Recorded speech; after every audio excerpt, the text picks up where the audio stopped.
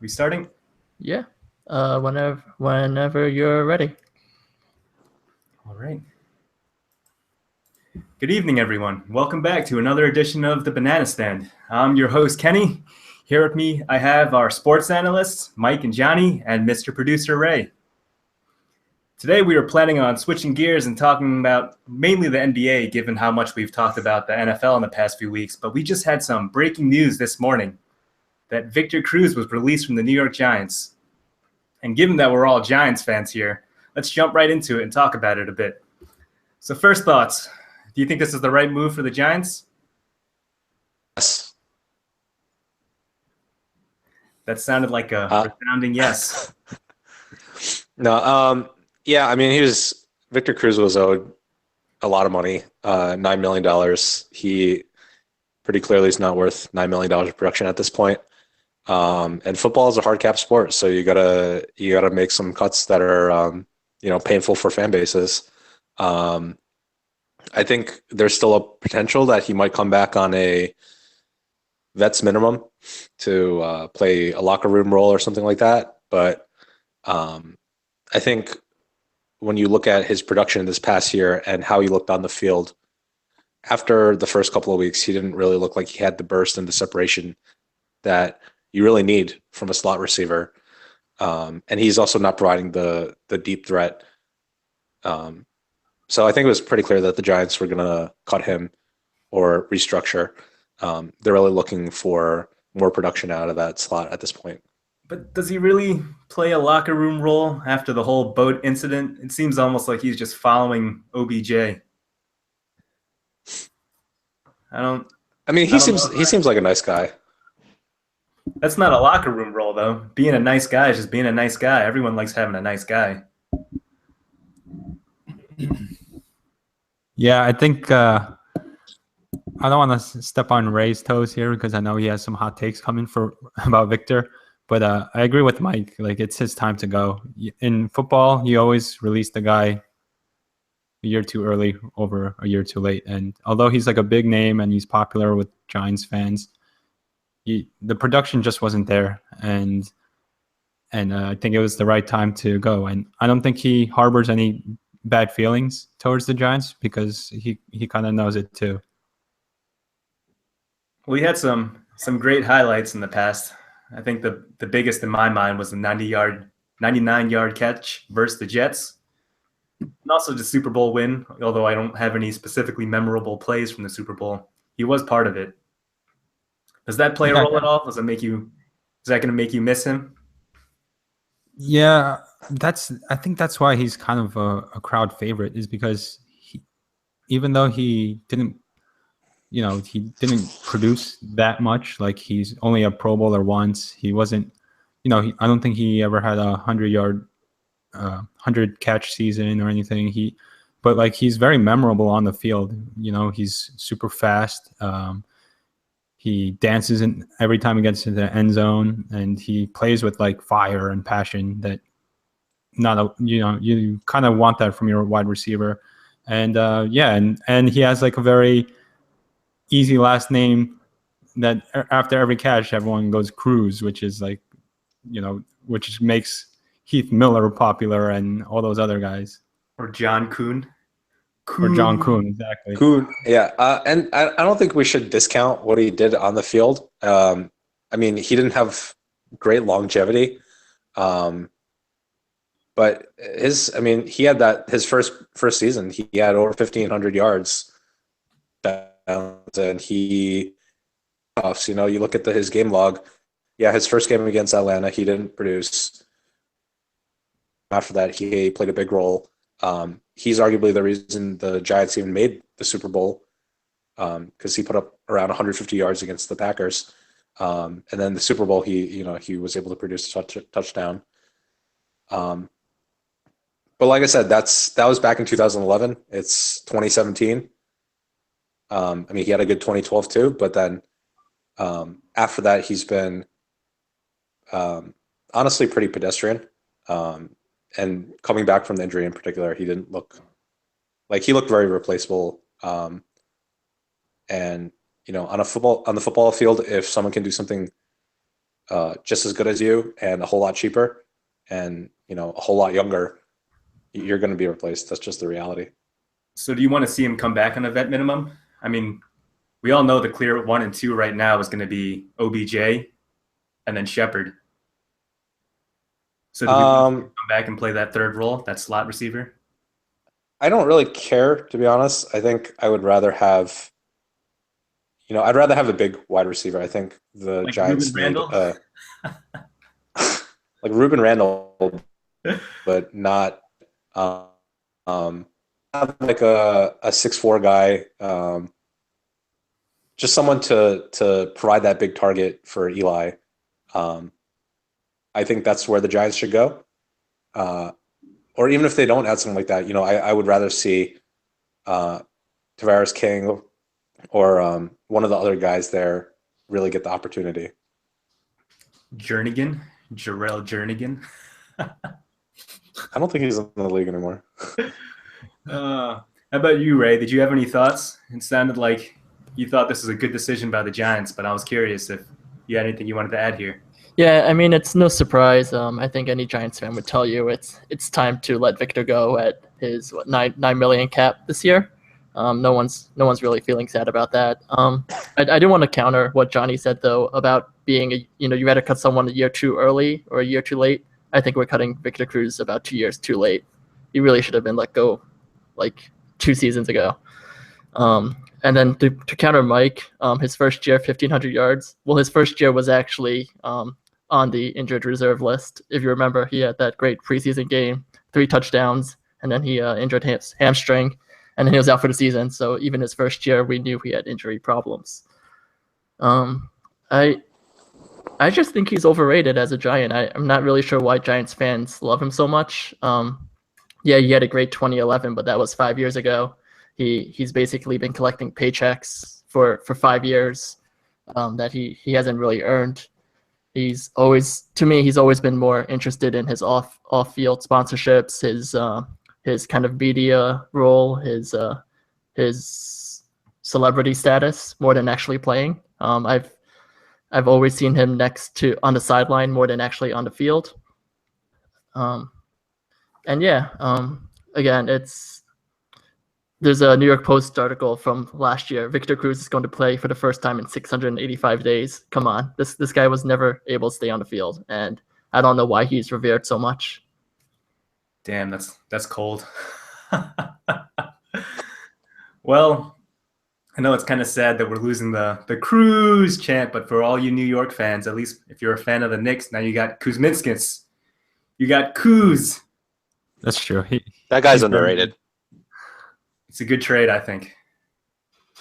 I think in Ray's eyes, he's better than Victor Cruz anyway. So, come on. It sounds like it was the right move for the Giants, even though it's a bit hard for the Giants fans to see a fan favorite go.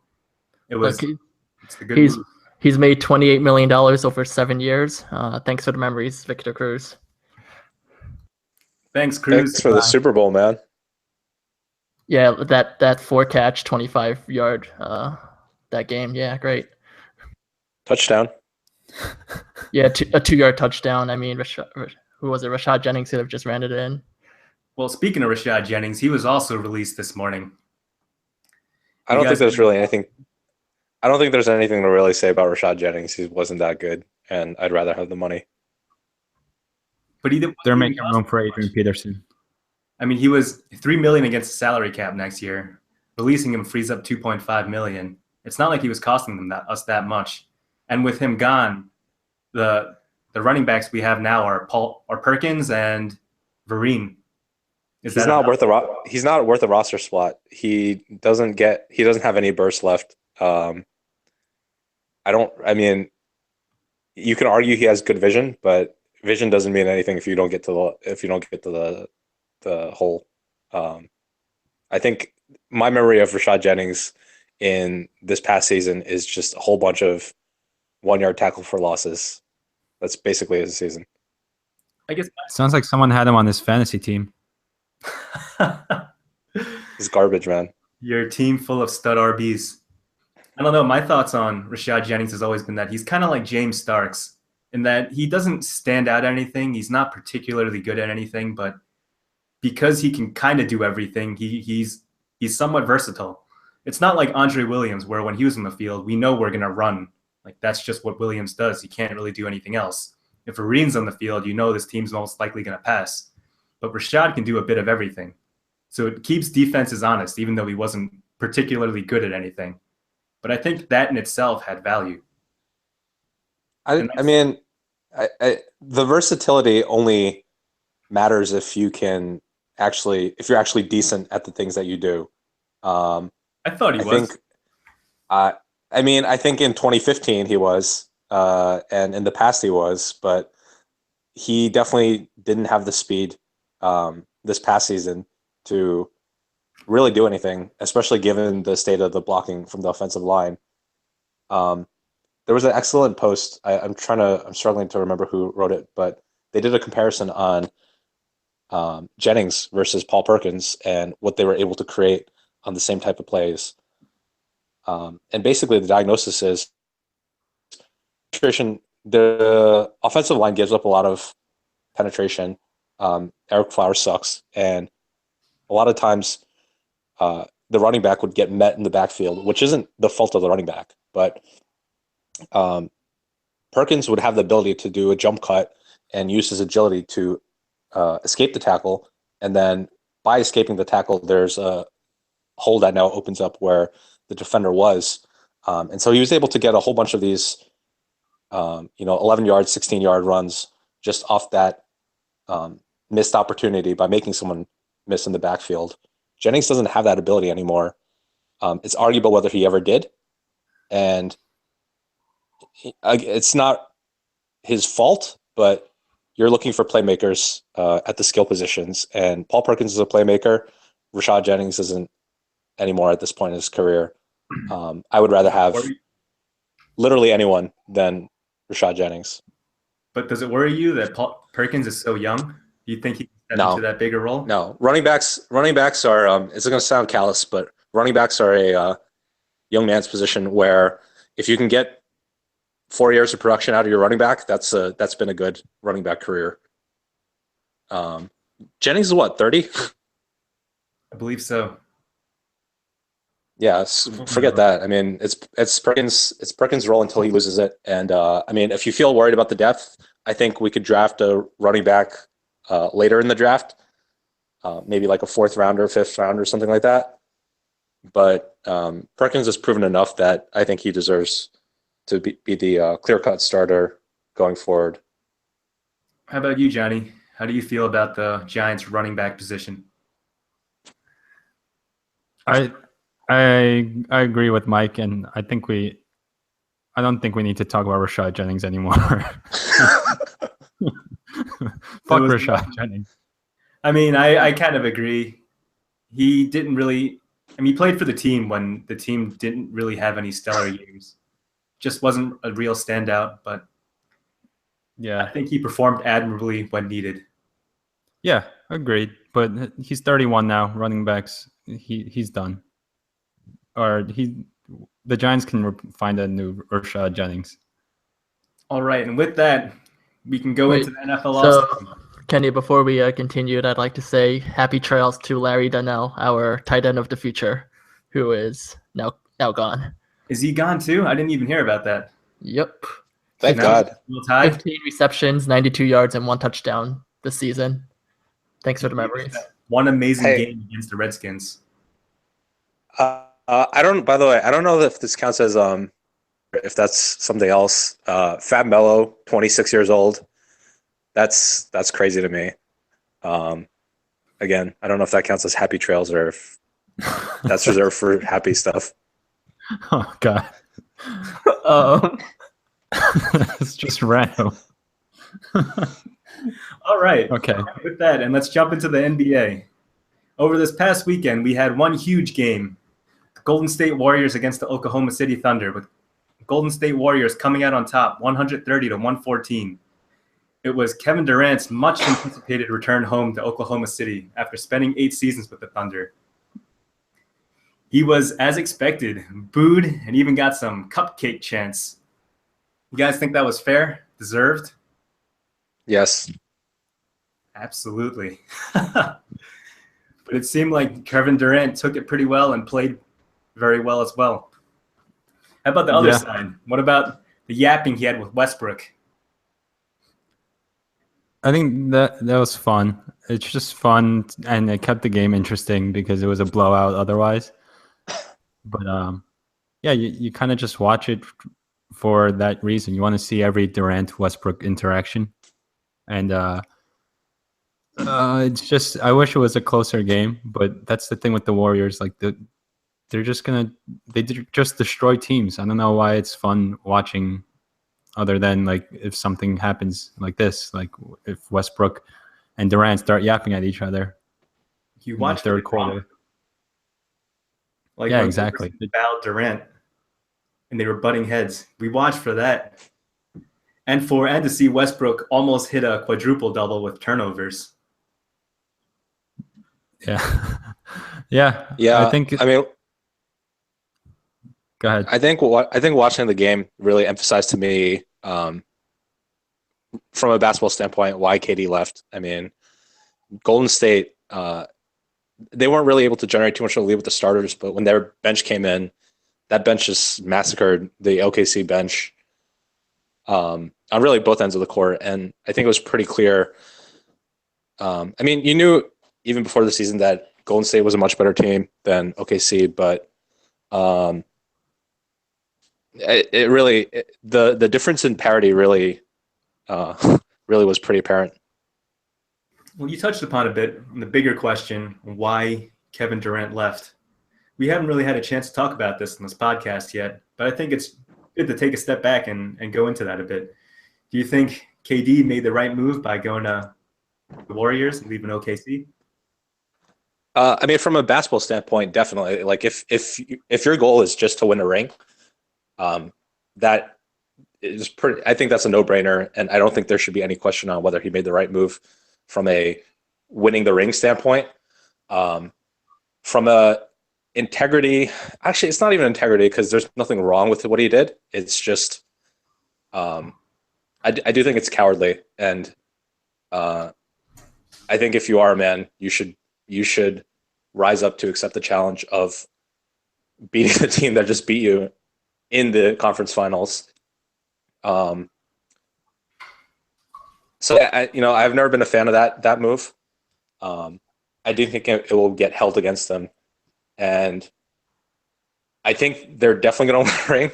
If not this season, then sometime over the next couple of seasons. But I don't think it helps his legacy all that much. So you see it as the easy way out. He just wants to Yeah, get a I mean, ring. it is the easy way out. Let's not mince words. He definitely is taking the easy way by going to Golden State, a team that won 73 games last year and didn't really lose any core pieces other than Bogut. So how do you think this affects his place in history? Let's say he wins a ring with the Warriors, and if he didn't win a ring with the Thunder, do you think one is better than the other? In one, if he stays with Oklahoma City Thunder, I guess you can say he saves his integrity, he saves his reputation, but he doesn't get that ring. Standing. I don't think I think if he stays, I don't think he wins a ring, to be honest. I think there are enough issues with the actual roster that it's. I don't think they would have won. Having gone to Golden State, I do think they're going to win in a ring. And it's hard because it really depends on who you talk to and what they value when it comes to legacy. In my mind, I feel there's almost sort of more. The legacy is greater if he had been kind of a tragic hero who had never gotten the ring. Like you look at like Barkley, Malone, Ewing. There are guys that they're greats that, in my mind, really feel kind of elevated, actually more than they actually were, because they had that storied history of staying with the franchise and not winning the ring. And same for Reggie Miller. Like I think Reggie Miller was a great player, but I don't think he was, the talent and a production standpoint, I don't think it was a Hall of Fame player. I think it was the fact that he stayed with the Pacers so long. He had memorable plays. And yes, the fact that he never actually managed to win a ring, I think that actually adds to his legacy. That's just my take. You're about to say something, John? Yeah, I'm not gonna agree there. I think the ring always adds to your legacy. I think Mailman, Barkley, the first thing that comes up when you mention their name is the fact that they don't have a ring. Before you come up with how great their stats were. Like if I had to make you guys come up with the top 15 players of all time, where would Mailman or Barkley be on that list? Maybe number 15, maybe number 14, but most likely not even in your top 15. And if they had one ring, I think you might be able to make an argument for that. I think the ring adds a lot to your legacy. So do you think, in terms of, sorry, go ahead. What's that?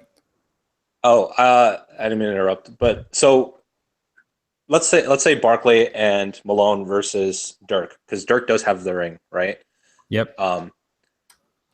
And for a long time he didn't have the ring, and that was one of the big knocks on him. Oh, Dirk's soft, he can't get it done. He's he doesn't have that championship spirit. And then he won the ring, and I think his legacy completely changed because of the ring. So I think it helped his legacy for sure.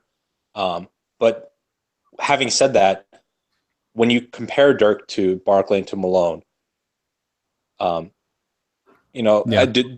his place? I don't think many people would say that he's better than Barkley or Malone. I think most people would still say that Barkley and Malone are better than Dirk. My opinion, and based on people who I've talked to. I think it's all right. So let's say you were in Kevin Durant's shoes. If you were given that option, would you have left and taken the easy road and just get that ring? Or would you be the tragic hero? I would have left OKC, but not to Golden State. Maybe to some other team. How is that any better though? It's really just the act of leaving. It's the fact that you left. It's the act of leaving to the team that just after you had a 3-1 lead over them and you were a Klay Thompson ridiculous game away from beating them. Right? Yeah. There were so many times where they could have clinched it if and really it was on KD and also Westbrook, but they had so many opportunities to ice the series, and instead they just played iso ball. And sometimes iso ball works when you're Kevin Durant and Russell Westbrook, and sometimes it doesn't. I think that's the part that a lot of people have issues with, right? Like, it was in his hands, it was in his power to win. I think a lot of people felt he should have taken it as a personal motivation to come back and beat them, and instead he joined them. And then the whole thing with, he was talking to Draymond during the series. They were all buddy. That part also pisses off a lot of people, and I think rightly so. You make him sound like Anakin Skywalker. You were the chosen one. You're supposed to end the Sith, not join them. Basically. Spoilers, first of all. Secondly, I think I don't care. Like, I'm on the other side where it's like, do whatever you want. If you want to go to the Warriors, go to the Warriors, but just know that you're going to be hated by everyone, and that's fine. He knew, he's not stupid. He knows he's going to get a lot of shit, and he still chose to do that. And I think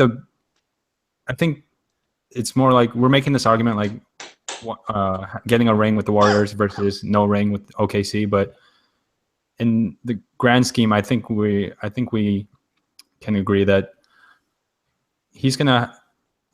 this was a chance to get like 5 rings or 3 rings, right? I don't think he's going to the Warriors thinking, I can get my 1 ring and then retire and be a top 15 player of all time. He's going to build a dynasty and add to it. So I think that definitely factors in as well. Did you feel that way when LeBron went to the Heat? Or did you hate on him and shit on him just like everyone else? No, I really hated on Ron's decision, but at the time I really hated LeBron, and I didn't like the way he made the decision with the stupid Jim Gray and the special and donating the money to the Boys and Girls Club, and all that shit was so phony. And But if the you wanted act to of going to sign, the Heat wasn't so bad. yeah, I think as I've gotten older, I'm just like, whatever. If I had a chance to live in Miami and get paid and move away from Cleveland, I'll do that 100 times out of 100. As you've gotten older, so you're a jaded old man now.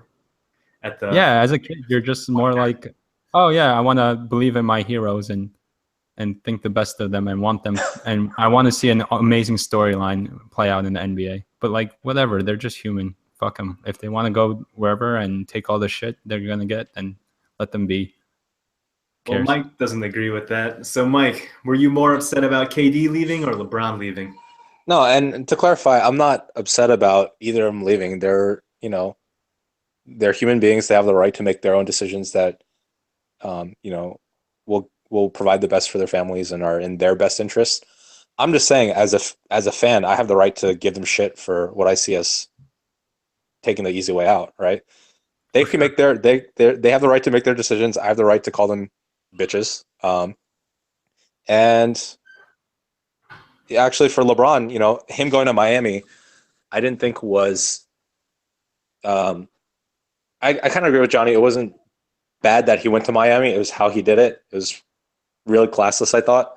It'd be like the analogy I always use is like, oh, you bring your girlfriend to the game with you and you get the Jumbotron up and she's all excited because she thinks you're going to propose. And then it's like, oh, psych, I'm dumping you. Here's this other chick that I've been hooking up with, right? And I'm going to leave the game with her. That's kind of what it felt like to me. The actual basketball thing of it, it's, it was clearly the right decision. All right. Well, I think we've spent a good amount of time hating or in Johnny's case, actually loving KD's move. But let's move on to some hometown drama with the New York Knickerbockers. I'm sure everyone's already heard that last week Charles Oakley purchased Knicks tickets several rows behind Jim Dolan and ended up getting kicked out. He was approached by several security guards, confronted, kicked out, arrested.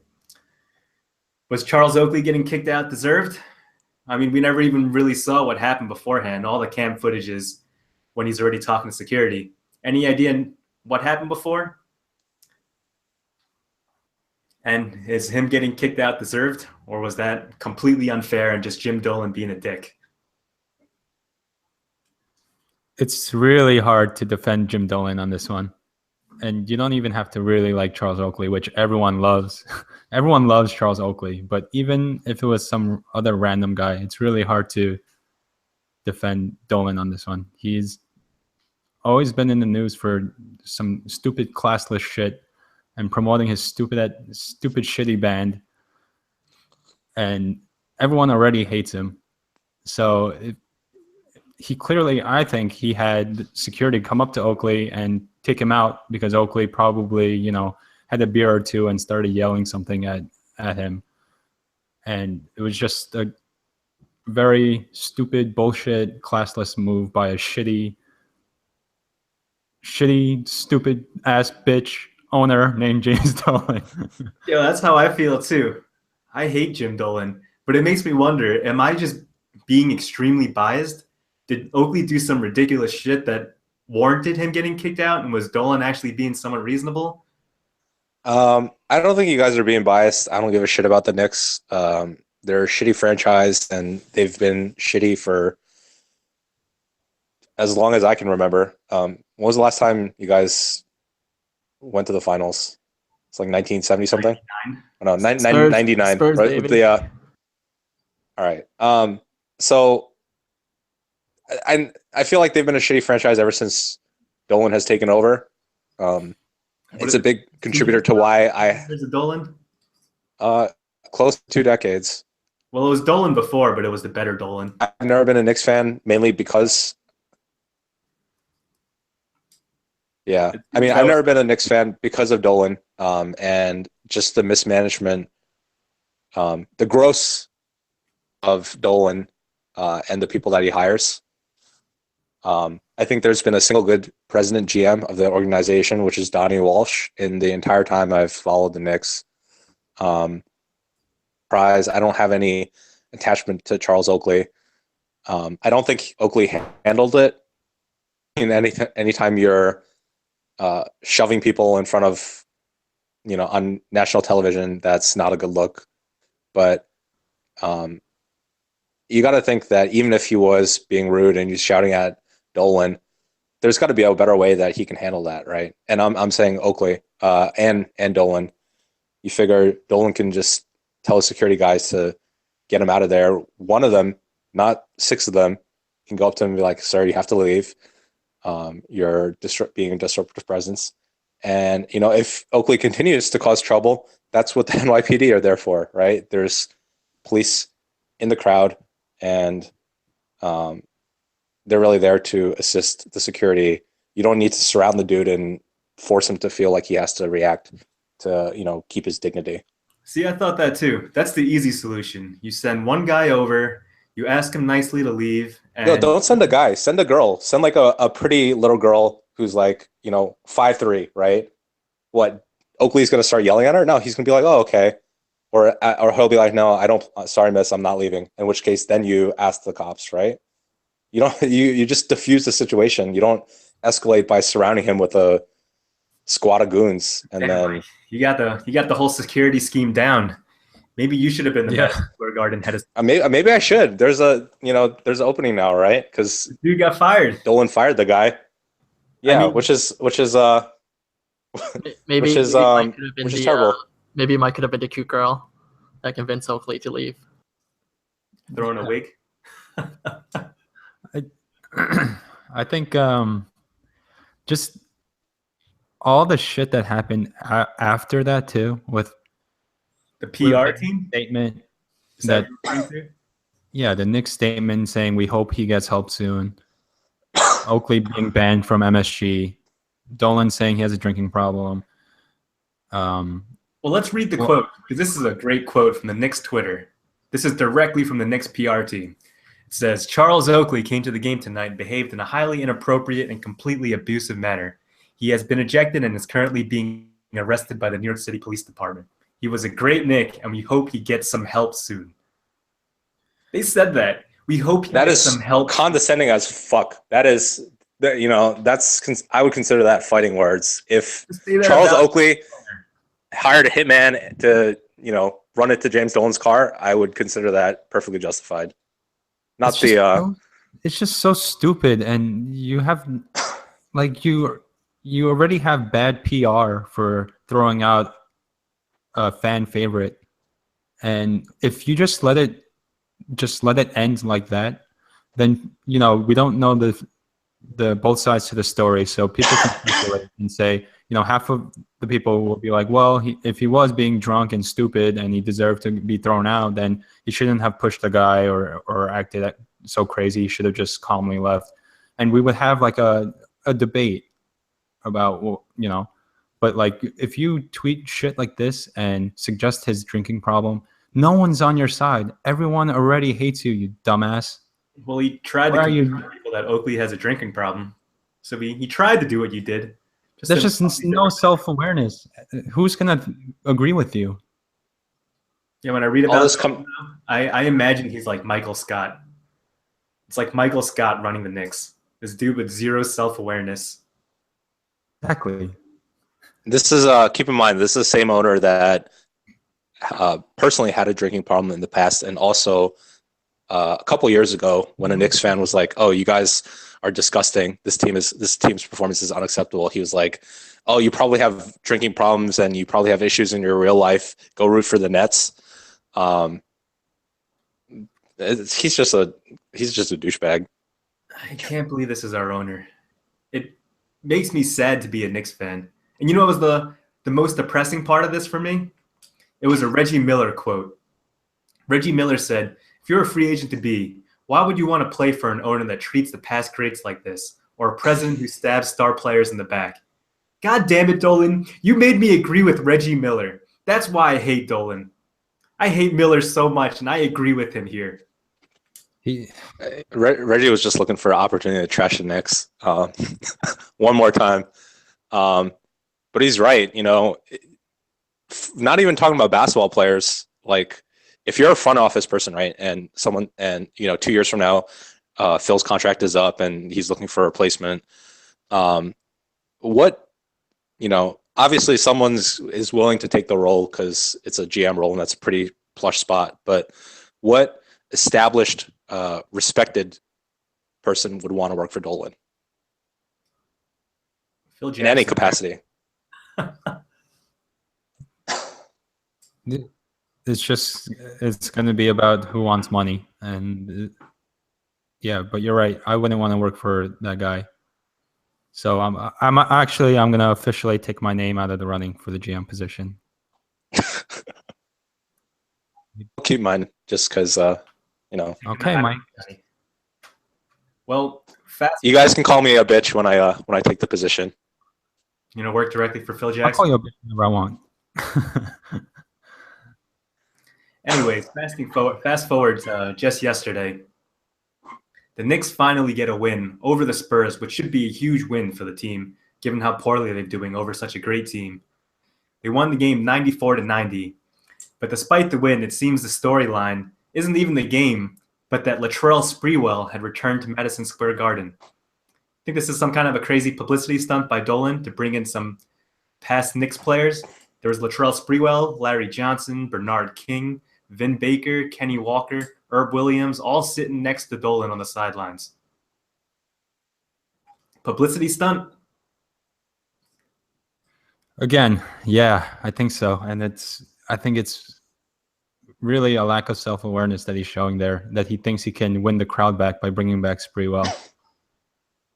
And people love Sprewell, but I think people can see right through that. And what I don't think they buy this as like a peace offering to the fans. They still hate Dolan, and this was stupid. How much do you think they were paid just to show up, make an appearance? I think they were paid quite well. I don't know the exact money. I'll say at least $10,000. All right, and then on to the next question. How much do you think he paid Popovich to throw the game on the same day that Sprewell was in the building? Yeah, I don't know if Popovich can be bought. That's the thing. Maybe he kidnapped his wife or something. That'll be my guess. Quite frankly, I'm with Zach Lowe. I think we should just stop talking about the Knicks until they stop becoming irrelevant and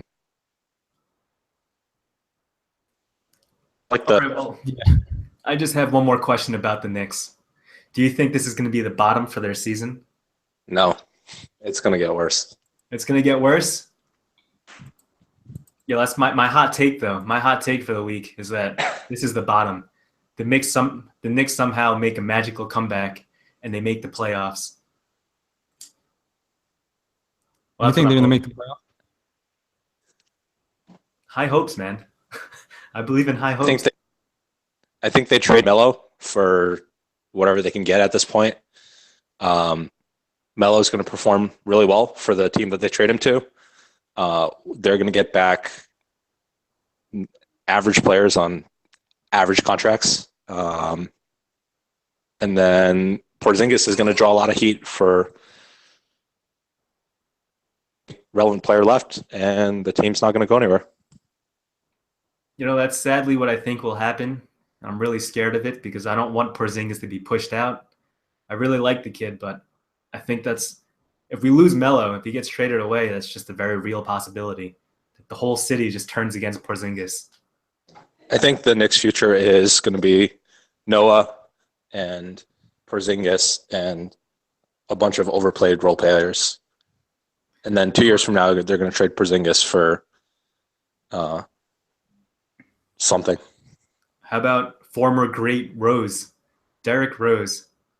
He has no. Oh yeah, they're going to pay him a max contract too, 5 years, $100 million. I guess that's not max, but it's more than he's worth. I don't know. He's been doing pretty well this season so far. As long as he stays healthy, he's capable of great things. Yeah, I think the Knicks are in a lot of trouble, and as long as Dolan's here, they're gonna do wild shit, and it's never gonna get better. You know, Dolan's never going to leave until Knicks fans stop supporting the Knicks. And I know it's easy for me to say, not being a Knicks fan, but Knicks fans should just stop going to games. Ticket prices at the Garden are among the highest in the league. I think they're third or fourth highest after Golden State and some other teams. They're not good. And the fact that fans just continuously shell out money for Knicks tickets and memorabilia gives Dolan no incentive to make the team better and no incentive to sell the team either.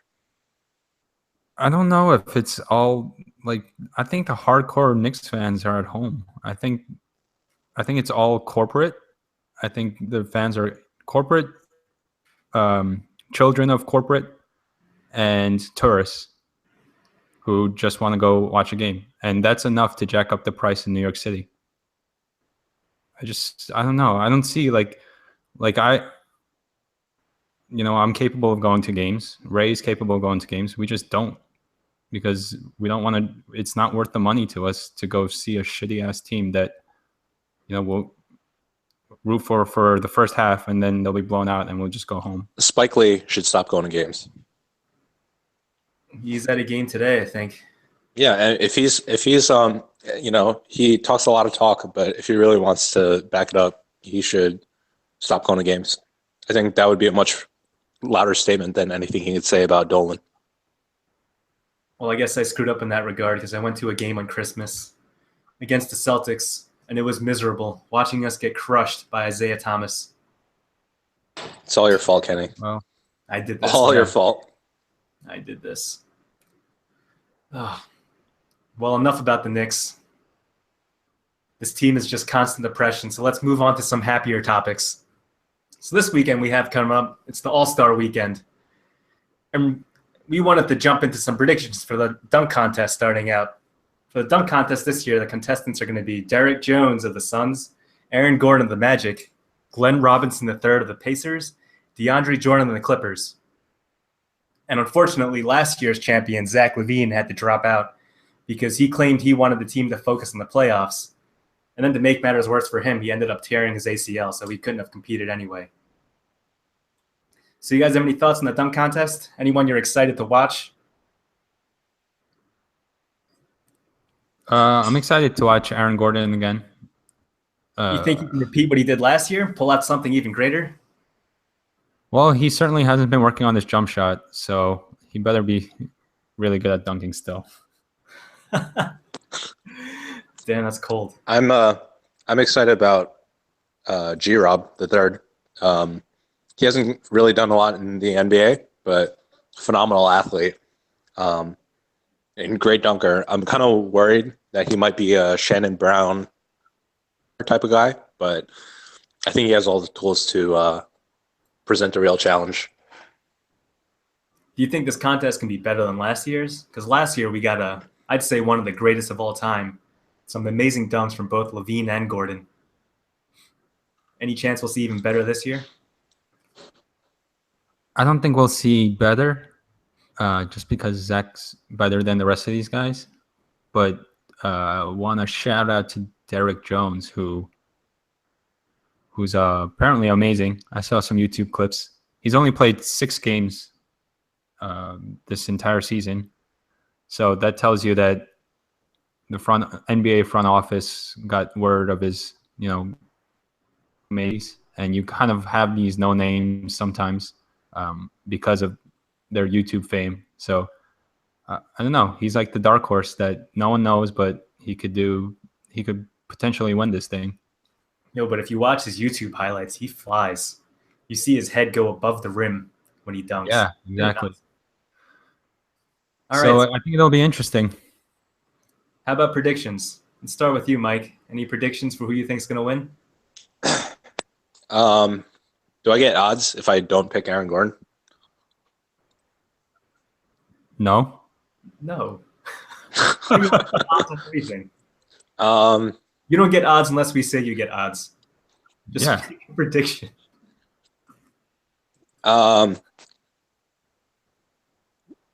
Gordon, G-Rob in the final round. And I think Gordon still wins. I think that's a good way to do it. Let's pick top two and then the winner. Okay. I'll go Aaron Gordon, Derek Jones, and I'll have Jones win it. All right. And Mr. Producer? Your thoughts? I'm actually going to follow Johnny. Aaron Gordon, Derek Jones, and I'm high on Derek Jones. I wanted to pick Derek Jones too. I'm always favorable to the little dude that can fly. But I'm going to go with Derek Jones and DeAndre Jordan, and Derek Jones wins as well. Yeah, it Nice. just looks nicer, right? When you're a smaller guy, skinnier, your dunks just look better. I think that's why it's going to be hard for DeAndre Jordan, but I have faith he's going to pull out something amazing. I hope so. All Who's right. in the 3-point contest? Yep, let's jump to that next.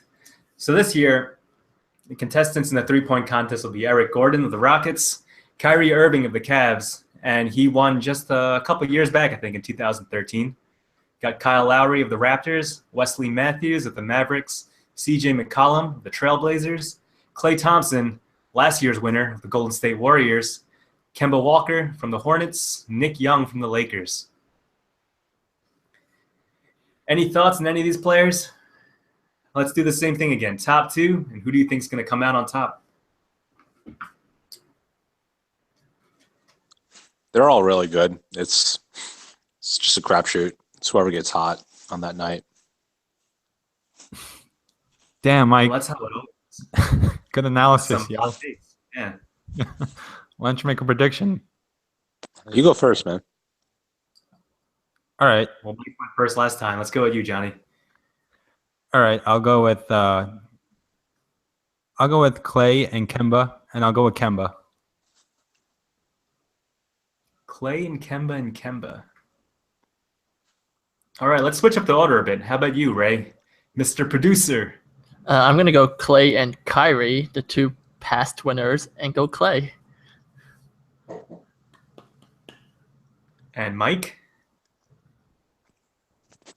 I'm going to go McCollum and Matthews, and I'm going to go McCollum. All right, and my turn. I think I'm going to go with Kyrie and Nick Young with Swaggy P winning. Nice. Who winning? Swaggy P. Nick Young. The kid thrives in the That would be spotlight, great. right? This will be the biggest spotlight I hope yet so. for him. Hope so.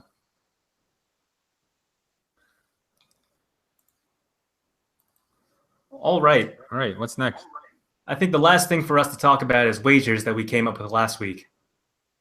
So for the bet last week, we had season predictions, and Johnny bet that the Falcons don't make the playoffs. Mike claimed that the Steelers and Seahawks won't make the playoffs in the coming season. Ray said that Jimmy Garoppolo becomes a starting QB, possibly for the Browns, and that Osweiler is going to have a better season than Garoppolo. And my bet was that Drew Brees will become MVP. So I think the last order of business for us is to actually set wagers on all these predictions. Any ideas for what we're going to bet on? More yoga? Uh, Or are we going to have to come back to this? I don't know. Mr. Producer, do you have any ideas? We have 6 months to decide this, so I think we could decide this later. All right. Well, that wraps up this edition of the Banana Wait, we have to Stand. do weekly predictions. Oh, shit. Oh, All right. Good job, Kenny. Sorry, I need my notes. All right, let's jump into some weekly predictions for this week. And start with some hot takes. Mike, hot takes? And the Raptors are going to continue their slide, and I can see them falling to fifth or sixth seed. I don't think they're going to make it out of the first round at the current rate that they're playing. The Raptors falling to the 5th or 6th seed isn't a hot take. They're in 4th right now at 32-23, and one game behind them is the Hawks at 5th. So saying they're going to lose one more game, that's your hot take? Well, I mean, they started the season as the clear-cut number 2. I think a lot of people were expecting that they would be the number 2 or 3 with the Celtics. And so I think their recent slide is kind of an anomaly in many people's eyes. I don't necessarily agree with that. I think they have some roster construction issues that really limits their upside. Do I need something stronger? I think it's a bit weak, but we'll let it slide. Anyways, my prediction, which I mentioned earlier, is in a similar vein, except I'm thinking on the other end. I think the New York Knicks are going to jump up, possibly steal a playoff spot. I know it's high hopes, but I'm all about high hopes. All right, on to you, Johnny. Okay, I don't have a very strong one, but I'm gonna say that Dolan tries to save face, and Melo doesn't get traded because Face? I feel like so many I think it is. want Melo to be traded. I think it is because they can't get equal value for him. No one's trading Blake Griffin or Kevin Love and get for Melo. So whatever they do, they're not gonna get the right pieces for him, and the Knicks fans are gonna hate it either way, unless they get Blake Griffin back, which they aren't. So I think he just keeps him, and they just ride it out. And Mr. Producer. Wow. I don't know. No real hot takes on the NBA. Can be anything. Doesn't even have to be sports. You know what? I say UConn. Did they win number 100 yet? Or I think UConn will win the NCAA Women's Championship this year. That's Right. the hottest take we've had yet. Not even discussing sports. This is a sports podcast. Oh, it's Trump America now. Yep. Oh wait, they're playing tonight, the UConn women's. So I think they'll seal 100 straight victories tonight. Yeah, I think they It's do. a good prediction. Well, that wraps up this edition of the Banana Stand. Tune in next week, and we'll talk about results of the All-Star Game and maybe some other topics, possibly the Oscars. Tune in and find out. Thanks. Good night. We